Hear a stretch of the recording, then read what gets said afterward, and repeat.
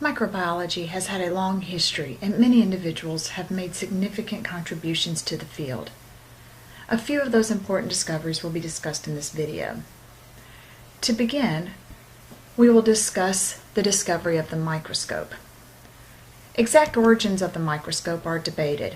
However, there are three key individuals. Zacharias Janssen is the first to use inverted lenses to make observations of his surroundings. More notably is Robert Hooke, an English scientist who made key observations of various organisms, including fungi. One of Hooke's most significant contributions is he coined the term cell. Another notable scientist is Anton von Leeuwenhoek. Leeuwenhoek also made key observations.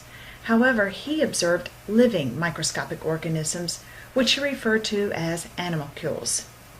Leeuwenhoek is regarded as one of the first to provide accurate descriptions of protozoa, fungi, and bacteria.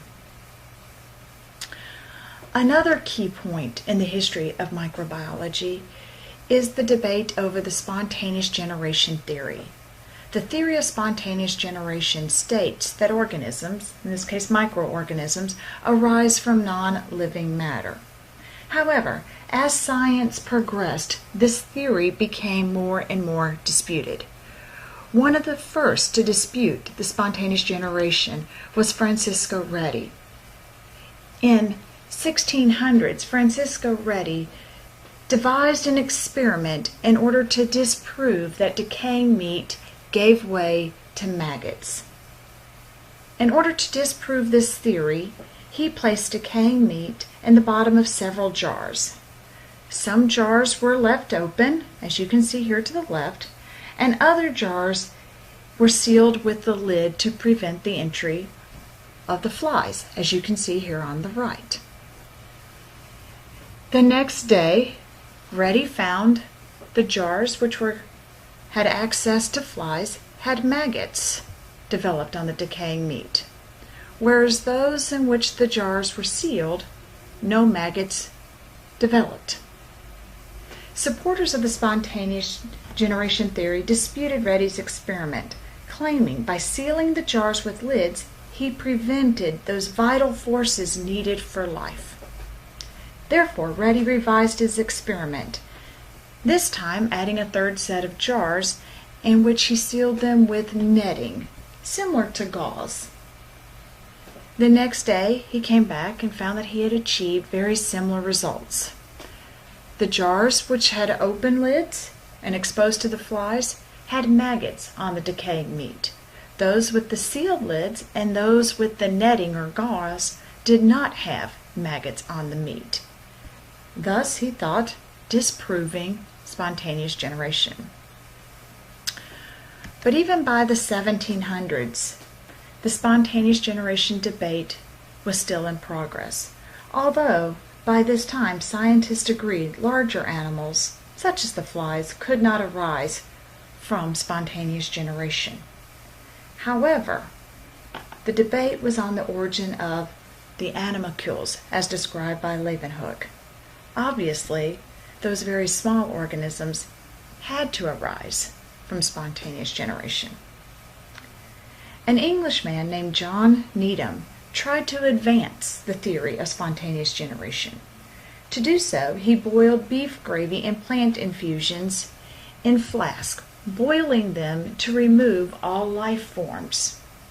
After he boiled them, he left some jars open and he sealed others with corks. After several days, he found that both flasks contained cloudiness and microscopic animals. Lazzaro Spallanzani disputed the theory of spontaneous generation and Needham's experiment. He said the broth was not properly boiled or sealed, and that was the reason that Needham got growth in his broth. Therefore, Spallanzani redesigned the experiment. He too boiled broth in flask, But instead of using corks to seal his flask, he heated the neck of the flask hot enough in order to seal the glass together. He found days later that the sealed flask did not contain growth, nor did it contain the microscopic animals. Not until the flask or the seal was broken did the broth get contaminated. Spallanzia concluded that the microorganisms actually existed in the air, and when they were not sealed properly, would contaminate the experiments, and the growth was a result of being contaminated. Although this made significant way for the spontaneous generation theory to be disproved, the debate lingered until the 1800s and the work of Louis Pasteur. Louis Pasteur worked on numerous experiments during this time, especially working with wine and the dairy industry to learn why their products spoiled so readily. He soon found that bacteria were to blame.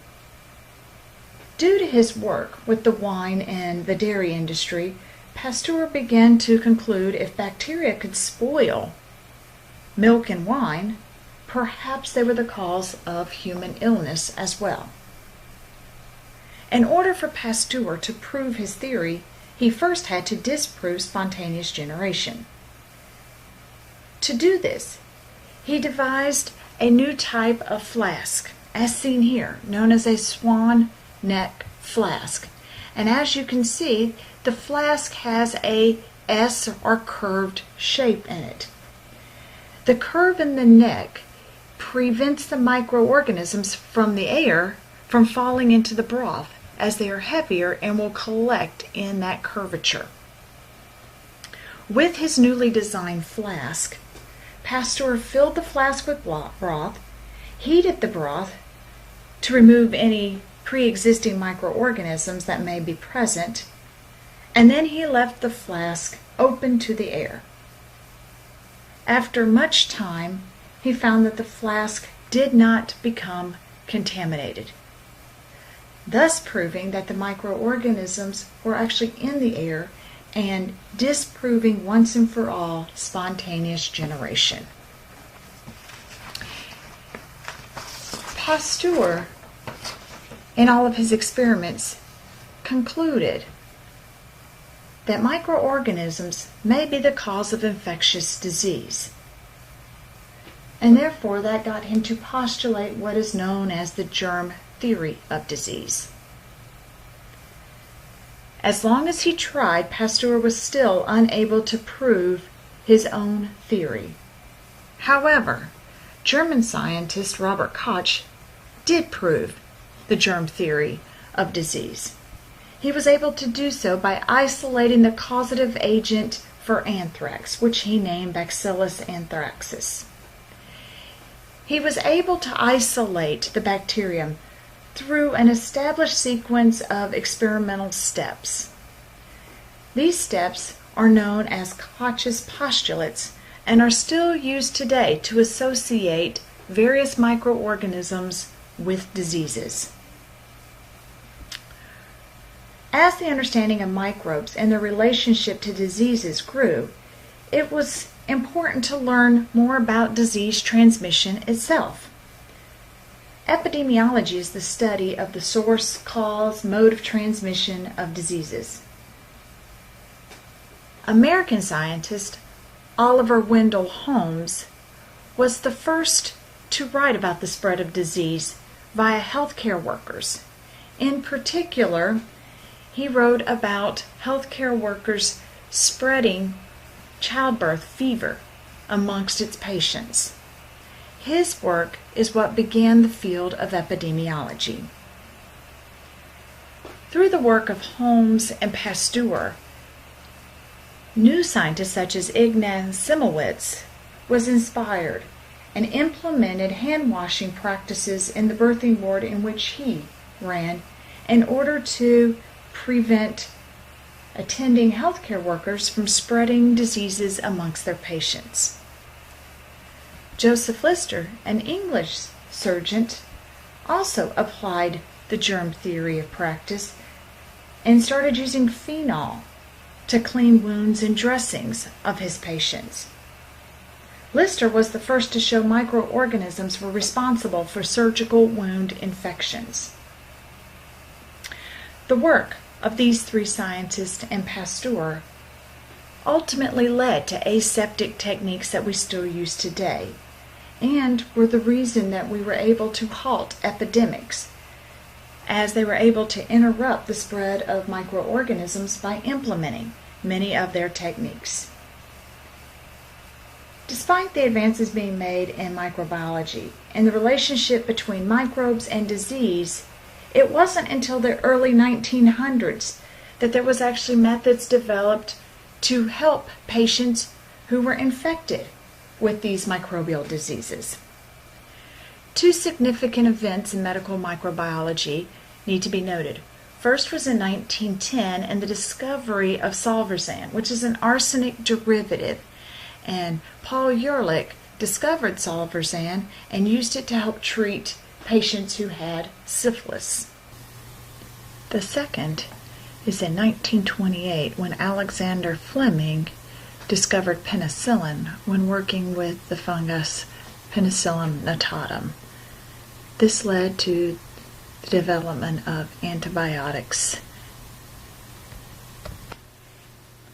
Up until the mid-1900s, most of the discoveries in microbiology were working on the bacterium, as work with the viruses could not be effectively performed due to the lack of proper instrumentation. However, in the 1940s, the electron microscope was developed. Soon after, cultivation methods for viruses were also introduced. With these two discoveries, the knowledge of viruses developed rapidly and is continuing to grow. The field of microbiology continues to grow and is now one of the fastest growing divisions in the biological sciences. Descriptions of protozoa, fungi, and bacteria. Another key point in the history of microbiology is the debate over the spontaneous generation theory. The theory of spontaneous generation states that organisms, in this case microorganisms, arise from non-living matter. Zacharias Janssen is the first to use inverted lenses to make observations of his surroundings. More notably is Robert Hooke, an English scientist who made key observations of various organisms, including fungi. One of Hooke's most significant contributions is he coined the term cell. Another notable scientist is Anton von Leeuwenhoek. Leeuwenhoek also made key observations. However, he observed living microscopic organisms, which he referred to as animalcules. Leeuwenhoek is regarded as one of the first to provide accurate descriptions. Microbiology has had a long history, and many individuals have made significant contributions to the field. A few of those important discoveries will be discussed in this video. To begin, we will discuss the discovery of the microscope. Exact origins of the microscope are debated. However, there are three key individuals. However, as science progressed, this theory became more and more disputed. One of the first to dispute the spontaneous generation was Francisco Redi. In 1600s, Francisco Redi devised an experiment in order to disprove that decaying meat gave way